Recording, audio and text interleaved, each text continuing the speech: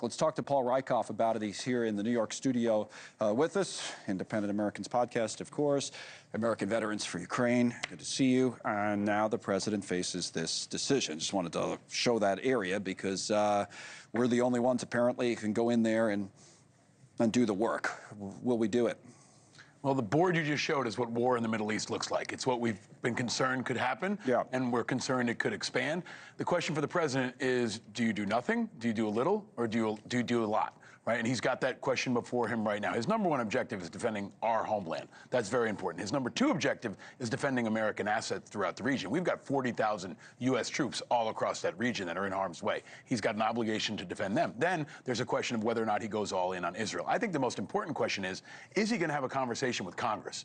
Is he going to have a conversation with the American people? Because what he's been doing lately is making unilateral, unprecedented military decisions like deploying the National Guard to L.A., now deploying federal troops in L.A. and in 3 other states, and not consulting with Congress. So here he is going another step further, talking to Iran. What he needs to do is talk to Congress, try to get bipartisan support behind whatever he does, because you have to commit the country first, then commit the troops. When you do it backward, we get into big trouble. I hear you, but that is a two-way street, and Congress has abdicated that responsibility really for decades. And I'm not sure that, especially the leadership in the Congress, necessarily wants to have that conversation on the record. They need to. I mean, that's their responsibility. I mean, they didn't do it. I understand. Right? They did it when I got sent to Iraq. They've done it before. Now, and we have to do it multiple times in the next couple of years. But this is. But my point is, sometimes they're okay with not going on the record and letting the president make a decision and then criticizing or praising that decision after. I think it's an opportunity for Trump to talk to them, to pay respect to them, to honor the will of the American people, to try to generate support behind it. Iran's not going to negotiate with him. The supreme leader's not going to negotiate with him. I think that's a fool's errand. But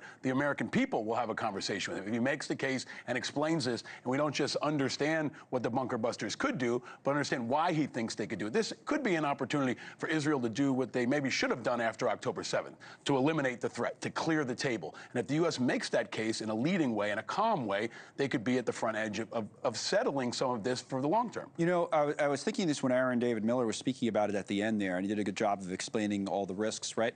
That, you know, a lot of presidential decisions are difficult, but a lot of times you can see why people make simple arguments against, oh, this guy's wrong or this guy's right. This one is a really tough call, it seems to me, at least. Maybe you disagree, but it seems this is a really, really tough call for an American president, forget who it is, but in this case, Trump, to make, right? Yeah, I mean, the president only gets tough calls. I mean, that's I know, that's but the this job. one, this one is the highest stakes possible because nukes are potentially involved. But there's another component. Israel does not have to wait for Donald Trump, and they will not wait for Donald Trump, especially when Tel Aviv continues to get hit with missiles. And they've made that clear now. He's playing a little bit of catch-up here. It's clear that Netanyahu will continue to pursue this with or without America. So even if we don't give them a B-2, Israel's going to pursue this mission. They're going to try to knock out the nukes. And the question for us is, do we stand by, do we try to mediate, or do we go all in? Right. And if you look at the reason it's tempting, I think, to go all in is that this is seen as an opportunity to eliminate a regime in Iran that hates America, right? Yeah, I mean, that's really important here. I mean, Iranian proxies have been hitting American assets since I was in Iraq in 2004, right? Their proxies are all across the country. They're routinely firing rockets at military bases. So this is also an opportunity for us to clear an imminent and ongoing threat to us. Right. That is definitely a part of this. And they're no ally of ours. Nobody's talking about using American ground troops. So to me, it's a different conversation, certainly than Iraq. Overwhelmingly unpopular. And he's also seeing a lot of pushback from the MAGA base on even getting involved. But there are some times when I think we do have to get involved, especially when U.S. forces are at risk. That may be one of those times, but he's got to have a level head. Just having this conversation on X and firing off from press conferences, that's not the right way to do it. We should be speaking softly. We should be uniting allies. And then if we're going to use the stick, we use it hard and we try to end it.